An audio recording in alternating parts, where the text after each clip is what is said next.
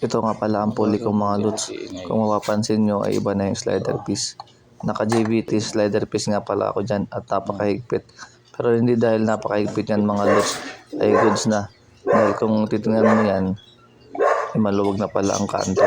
I-demo ko pa sa inyo mga lods para maniwala kayo na mahigpit talaga yan. Pero hindi dahil na mahigpit yan ay okay na. Papakita ko sa inyo kung gano'n na rin ba yung pulley nyo.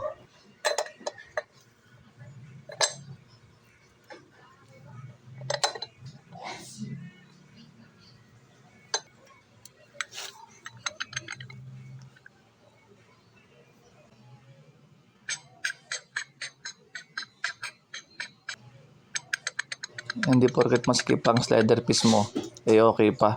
Minsan dahil dyan yun kang ingin ng motor mo. Mas lalong maririnig mo yan mga lods kapag nag-engine brake ka. Hindi ko alam mo kaya pa ng remedyo yan.